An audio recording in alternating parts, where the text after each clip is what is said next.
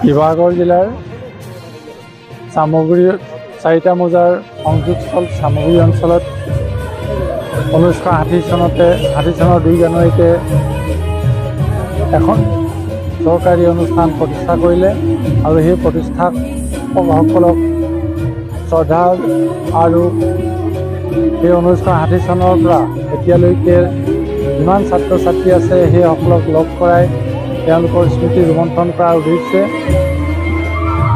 আৰু ৰাইজৰ সকলোৰে সহযোগত এই অনুষ্ঠানটো গঢ় লৈ উঠিলে।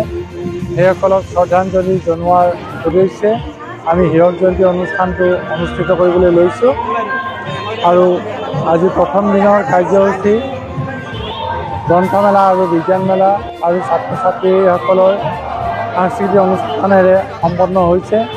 কাইলৈ 14 ডিচেম্বৰ তাৰিখে আৰম্ভণিতে বন্তি প্ৰজ্বলন হ'ব আৰু এই বন্তি প্ৰজ্বলন কৰিব সুৰজ জামাল ডাঙৰীয়াৰ প্ৰাক্তন ছাত্ৰ আৰু ইয়াৰ পিছত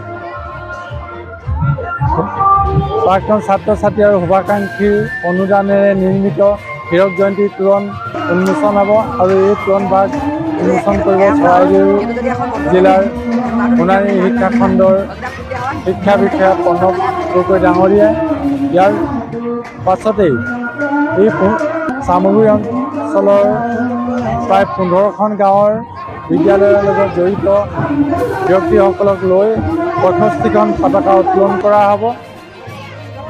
সেই পতাকা উত্তোলন কৰিব এই অঞ্চলটোৰ জ্যেষ্ঠ বিদ্যালয়ৰ অতীতৰ যিসকলে অশেষ প্ৰচেষ্টাৰে অনুষ্ঠানটো গঢ় লৈ উঠিছিলে সেইসকলৰ পৰিয়াল তথা সম্বন্ধীয়সকলে। তাৰপিছত এই বিদ্যালয়লৈ অনুদান আগবঢ়াইছে বিদ্যালয়ৰ প্ৰাক্তন প্ৰধান শিক্ষক মহোদয় চলিহা ছাৰ স্মৃতিসৌধ। সেই স্মৃতিসৌধ মুকলি কৰিব প্ৰাক্তন বিদ্যালয়সমূহৰ পৰিদৰ্শক কমলজ্যোতি গগৈ ছাৰে। তাৰপিছত ছাত্ৰ ছাত্ৰীসকলৰ কাৰণে এটা মঞ্চ প্ৰদান কৰিছে এই বিদ্যালয়ৰ প্ৰাক্তন ছাত্ৰ জ্যোতিধৰ গগৈ আৰু এই মঞ্চভাগ উদ্বোধন কৰিব বিদ্যালয়সমূহৰ পৰিদৰ্শক দেৱজ্যোতি গগৈ ছাৰে।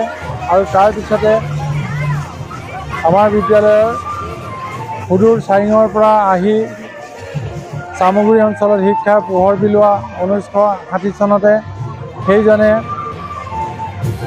সময়ত বিদ্যালয়ৰ শুভাকাংক্ষী দেওৰাম গোহাঁইৰ নামত এখন স্মৃতি গ্ৰন্থ উৎসৰ্গা কৰা হৈছে আৰু সেইভাগ মুকলি কৰিব গোৰাম খনিকৰ ছাৰে।